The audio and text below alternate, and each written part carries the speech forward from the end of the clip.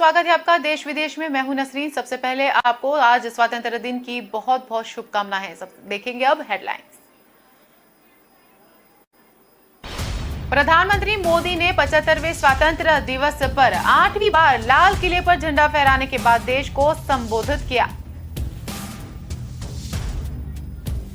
अंग्रेजी राज से आजादी के 75 साल पूरे होने पर देश आजादी का अमृत महोत्सव मनाया। आजादी की लड़ाई के हीरो भगत सिंह की हवेली आज भी पाकिस्तानी पंजाब के शहर फैसलाबाद की तहसील जुड़ावाला में मौजूद।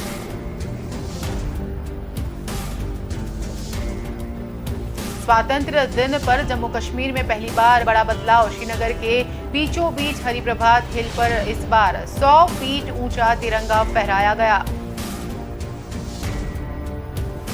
कारगिल युद्ध से सबक लेते हुए भारतीय फौज सबसे बड़ा सैन्य सुधार करने जा रही है।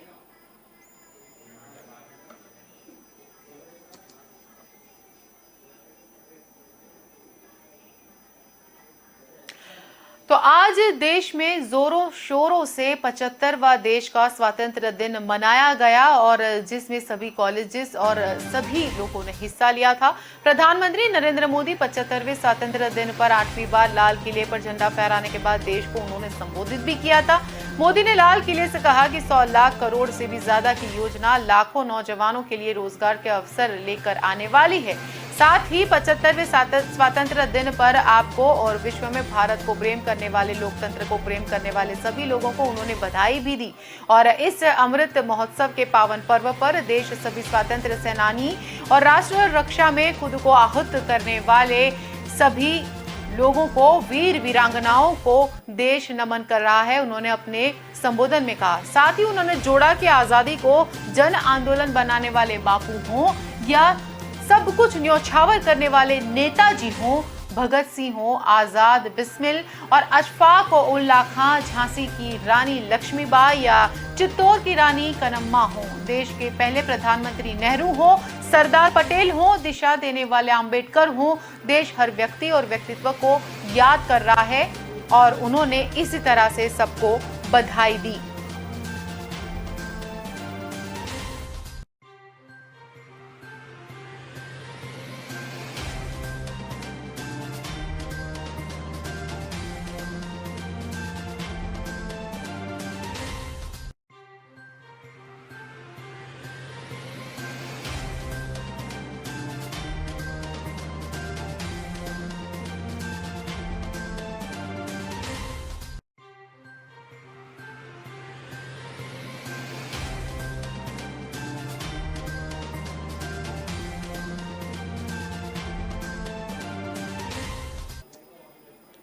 अंग्रेजों से देश को आजादी मिली थी 1947 में। अंग्रेजी राज से आजादी के 75 साल पूरे होने पर देश आजादी का अमृत महापर्व मनाता है। तब प्रधानमंत्री ने केसरिया पगड़ी पहनकर राजघाट पहुंचे थे और महात्मा गांधी की समाधि पर उन्होंने फूल चढ़ाए। साथ ही गांधी की समाधि की परिक्रमा भी उन्होंने की थी। नई दिल्ली में प्रधानमंत्री मोदी ने लाल किले पर मुख्य समारोह में तिरंगा फहराया था और इस मौके पर ओलंपिक पदक विजेता लाल किले पर मौजूद रहे थे। पहली बार स्वतंत्रता दिन के कार्यक्रम में एयरफोर्स के हेलीकॉप्टर्स ने फूल बरसाए थे और प्रधानमंत्री ने मार्च 2021 में अहमदाबाद के साबरमती से आजादी के अमृत महोत्सव की शुरुआत की थी। इसके तहत 15 अगस्त 2023 तक लगातार कार्यक्रमों का सिलसिला इसी तरह से जारी रहेगा। प्रधानमंत्री के लिए गार्ड ऑफ ऑनर में आर्मी, नेवी, एयरफोर्स और दिल्ली पुलिस के दस्ते भी शामिल रहे थे। हर दस्ते में 20 जवान और 1 अफसर शामिल था। गार्ड ऑफ ऑनर को कमांडर पीयूष गौर ने लीड किया था। नेवी की टुकड़ी को लेफ्टिनेंट कमांडर सुने फोगाट ने लीड किया था। लाल किले पर जेवलिन थ्रो के गोल्ड मेडलिस्ट नीरज चोपड़ा समेत कुल 32 ओलंपियंस भी शामिल हुए थे।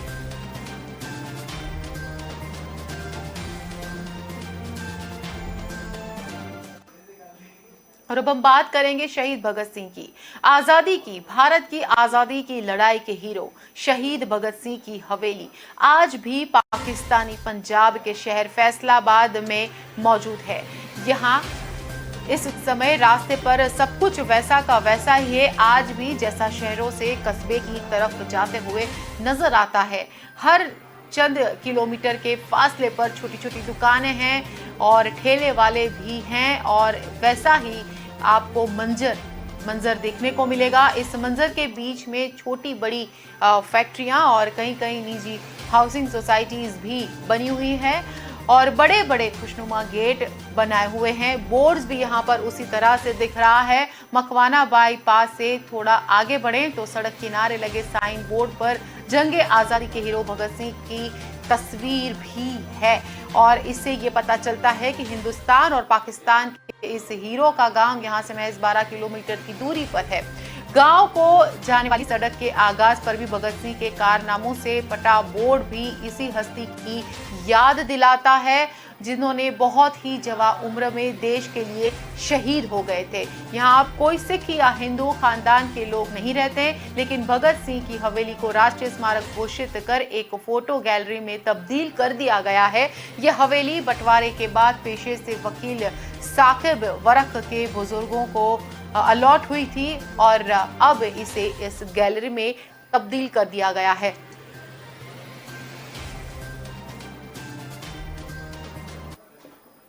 और अब हम बात करेंगे आज की यानी कि 75वें दिन स्वतंत्र दिन पर जम्मू कश्मीर में क्या बड़े बदलाव किए गए थे।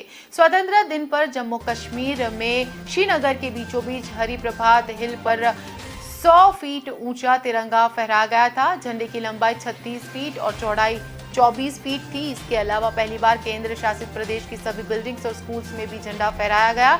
झंडा फहराने के बाद परेड भी यहाँ पर की गई थी। सांस्कृतिक कार्यक्रम का भी आयोजन किया गया था। इसके अलावा शहर भर में झंडे लगाए गए थे। स्कूल्स और कॉलेजेस में भी झंडे लगाए गए थे। क्लॉक टावर को भी बहुत अच्छे से सजाया गया था।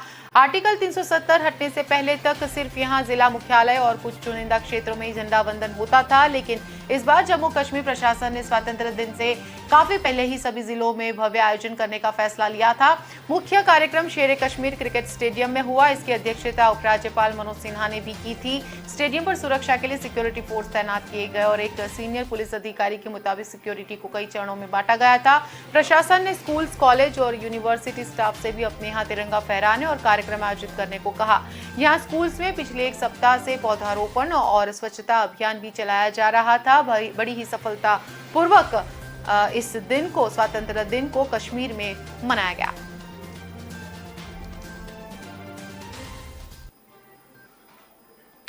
कारगिल युद्ध से सबक लेते हुए भारतीय फौज सबसे बड़ा सैन्य सुधार करने जा रही है। इसकी घोषणा पिछले साल हो चुकी थी, अब इसका खाका सामने आने लगा है। भारत भी अमेरिका, रूस की तरह 4 थिएटर कमान बनाएगा, जिसमें 3 सेनाएं एक छत के नीचे और एक ही चीफ के आदेश पर चलेगी। पाकिस्तान को काउंटर करने वाली पश्चिमी कमान जयपुर में होगी और इसकी स्थापना अगस्त 2022 से शुरू होगी। ये कमान 4 लाख से ज्यादा फोर्स से बनेगी। इसकी जिम्मेदारी जम्मू से पंजाब, राजस्थान, गुजरात तक 2300 किलोमीटर लंबी सीमा की सुरक्षा होगी। अब पश्चिमी क्षेत्र में थल सेना व वायुसेना 5 कमानों में बटी हैं।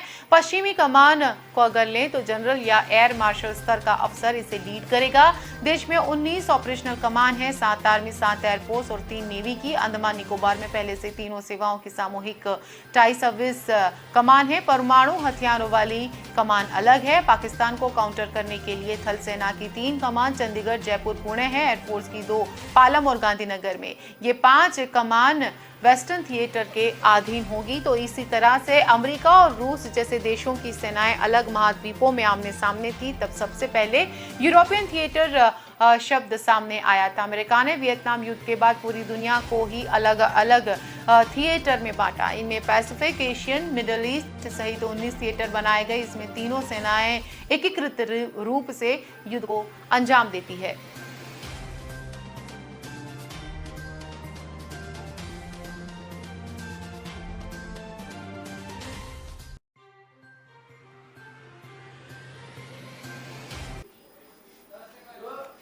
तो कश्मीर में केसर की पैदावार इस बार कैसी है? इस बार कश्मीर में केसर की पैदावार उम्दा होगी। विदेशों से केसर की डिमांड, कश्मीर के केसर की डिमांड ज्यादा होती है। अक्टूबर मई से उसकी उड़ान शुरू कर दी जाती है और इस बार भी यही होगा। देखते हैं इस पर हमारा खास रिपोर्ट।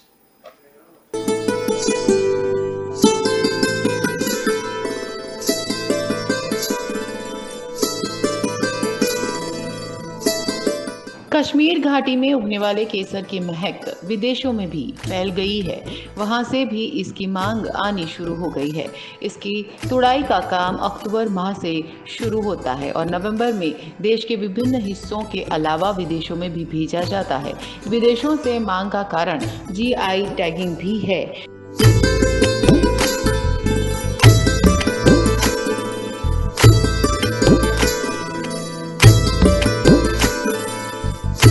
पहले केसर को बिचौलियों के माध्यम से बेचा जाता था। ऐसे में किसानों को केसर की पूरी कीमत नहीं मिल पाती थी, मगर अब केसर को किसान सीधा मंडियों के माध्यम से बेच रहे हैं। ऐसे में तय कीमत भी उनके खातों में आ जाती है। मौजूदा समय में हॉलैंड, स्विट्जरलैंड, अमेरिका, कनाडा और अफगानिस्तान समेत अन्य देशों से डिमांड आ रही है। इस बार 50% केसर विदेशों में भेजा जाएगा। इससे किसानों की आय में बढ़ोतरी होगी।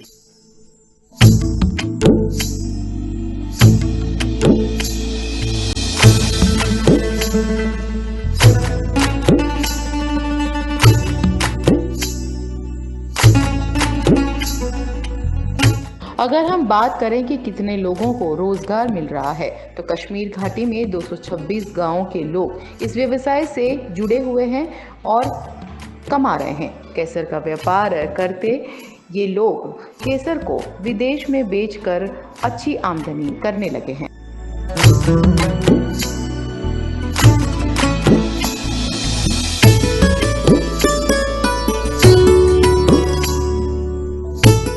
ब्यूरो रिपोर्ट, के न्यूज नेशनल। फिलहाल लेंगे एक ब्रेक। आप जुड़े रहिए के न्यूज के साथ।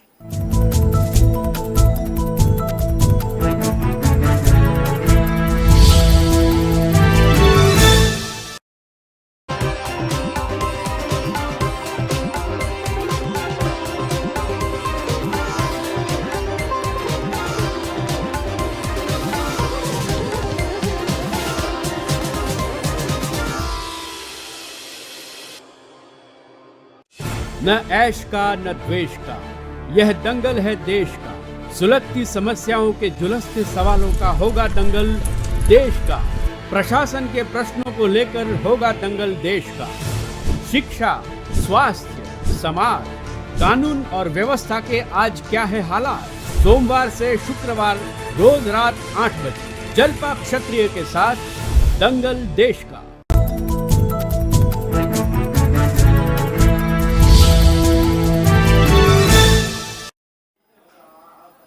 Welcome back. बात करेंगे राजस्थान की। राजस्थान में मॉनसून का ब्रेक जल्द ही खत्म होगा और बदरा फिर से झूम कर बरसेगा। अगस्त से प्रदेश में एक बार फिर से मॉनसून मेहरबान होने वाला है। मौसम विभाग के अनुसार 18 अगस्त के आसपास बंगाल की खाड़ी में एक नया दबाव क्षेत्र बनने की संभावनाएं जताई जा रही है और इसके असर से 20 से 21 अगस्त से पूर्वी राजस्थान और 21 से 22 अगस्त से पश्चिमी राजस्थान में बारिश होने की संभावनाएं बताई जा रही है। 20 से 26 अगस्त के दौरान पूर्वी राजस्थान में औसत से ज्यादा बारिश भी हो सकती है, जबकि पश्चिमी राजस्थान में औसत बारिश होने की संभावनाएं हैं।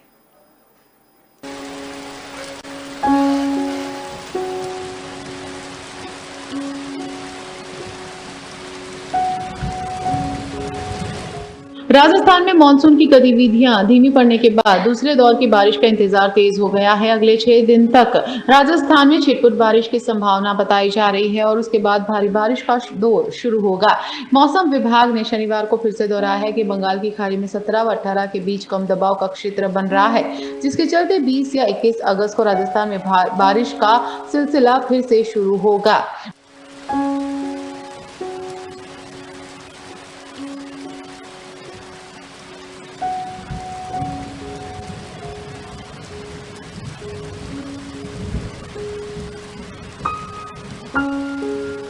मौसम विभाग की माने तो राजस्थान में सामान्य से 8% बारिश ज्यादा दर्ज हुई है। यदि पूर्वी और पश्चिमी राजस्थान की बात की जाए तो पश्चिमी राजस्थान में अब तक मानसून की बेरुखी चल रही है। तभी तो पूर्वी राजस्थान में सामान्य से 20% बारिश अधिक दर्ज की गई है, जबकि पश्चिमी राजस्थान में सामान्य से भी 11% कम बारिश हुई है। ऐसे में दूसरे दौर की बारिश पश्चिमी राजस्थान को भी तरबतर करे, तब जाकर कई जिलों में बारिश की आस पूरी हो सकती है।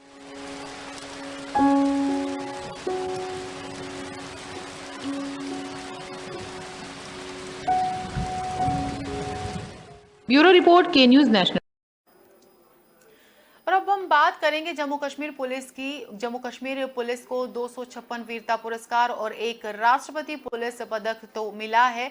75वें स्वतंत्र दिवस के मौके पर जवानों को अवार्ड से सम्मानित किया जाने की घोषणा सरकार द्वारा की गई थी और उन्हें अवार्ड से सम्मानित किया गया।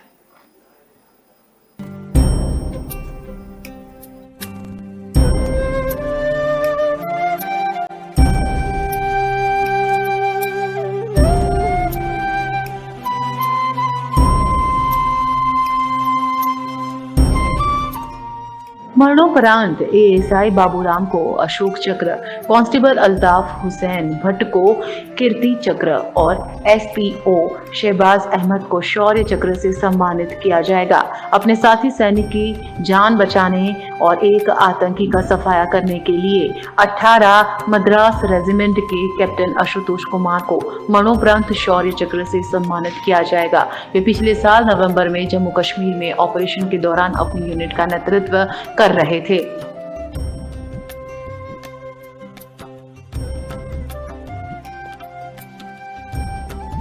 बता दें कि केंद्र सरकार ने 662 पुलिसकर्मियों को वीरता के लिए पुलिस पदक, 628 जवानों को राष्ट्रपति पुलिस पदक और 28 कर्मियों को विशिष्ट सेवा के लिए राष्ट्रपति पुलिस पदक देने का ऐलान किया है। इसके अलावा 662 कर्मियों को सराहनीय सेवा के लिए पुलिस पदक दिया जाएगा। सीमा पार पर तैनात आईटीबीपी के 23 जवानों को वीरता के लिए पुलिस पदक से नवाजा जाएगा।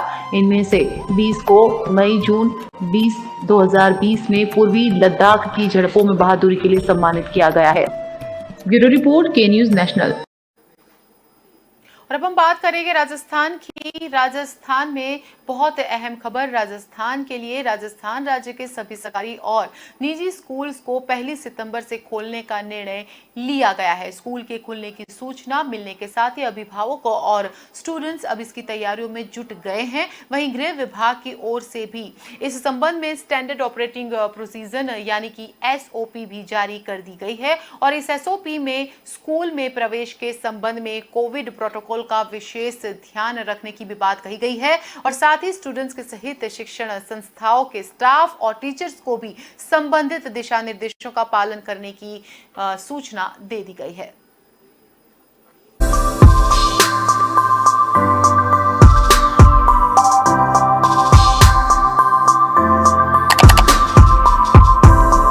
राजस्थान राज्य के सभी सरकारी और निजी स्कूलों को 1 सितंबर से खोलने का निर्णय ले लिया गया है। स्कूल के खुलने की सूचना मिलने के साथ ही अभिभावक और स्टूडेंट्स अब इसकी तैयारियों में जुट गए हैं। वहीं गृह विभाग की ओर से इस संबंध में स्टैंडर्ड ऑपरेटिंग प्रोसीजर यानी कि SOP भी जारी कर दी गई है। इस SOP में स्कूल में प्रवेश के संबंध में कोविड प्रोटोकॉल का विशेष ख्याल रखने की बात भी कही गई है। साथ ही स्टूडेंट्स सहित शिक्षण संस्थाओं के स्टाफ और टीचर्स को भी संबंधित दिशा निर्देशों का पालन करने की बात कही गई है।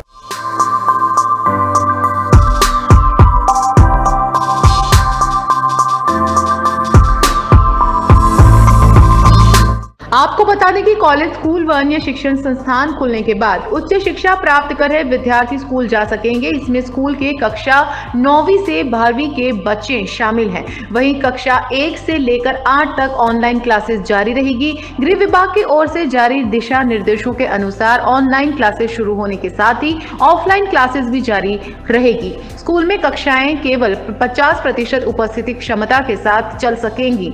ऑनलाइन और डिस्टेंस लर्निंग अध्यापन को भी वरीयता प्रोत्साहन देने के लिए कहा गया है।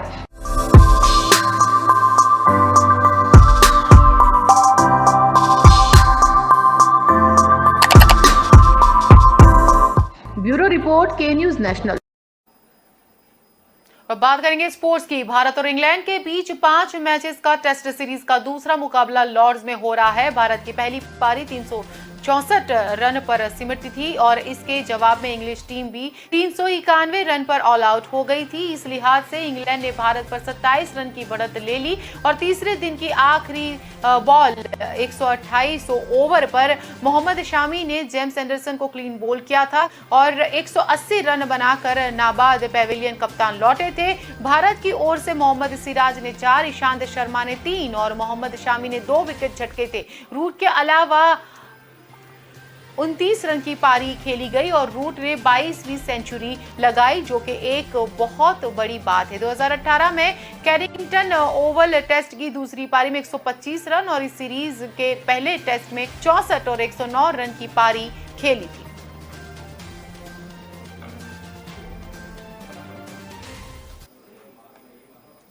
तालिबान की अगर हम बात करें तो तालिबान में तेज रफ्तार से अफगानिस्तान की राजधानी काबुल की ओर अब बढ़ रहा है तालिबान और इसी दौरान उसके लड़ाके रास्ते में आने वाले इलाकों पर अपना कब्जा भी जमाते जा रहा है। रविवार को तालिबान ने देश के सबसे बड़े शहरों में से एक नंगरहार प्रांत की राजधानी जलालाबाद शहर को अपने कब्जे में ले लिया और इसके कारण काबुल देश के पूर्वी हिस्से से कट गया है। इन्हें मिलाकर अफगानिस्तान का 2/3 इलाका तालिबान के हाथ आ चुका है। अफगानिस्तान की अशरफ गनी सरकार के नियंत्रण में अब काबुल समेत देश की 34 में से सिर्फ 7 प्रांतीय राजधानियां ही बची है। अशरफ गनी सरकार के एक पूर्व शीर्ष वरिष्ठ सलाहकार ने जलालाबाद के पतन की खबर की पुष्टि की थी। उन्होंने उम्मीद जताई कि तालिबान प्रांत में नागरिकों को नुकसान नहीं पहुंचेगा। शनिवार को अशरफ गनी ने अधिकारियों के साथ एक बैठक की थी और इसी दौरान उन्होंने काबुल और पड़ोसी प्रांतों की सुरक्षा के बारे में जानकारी दी थी। तालिबान बेहद तेज रफ्तार से अफगानिस्तान की राजधानी काबुल की ओर बढ़ रहा है और उस पर कब्जा जमाने में वो सफल भी रह रहा है।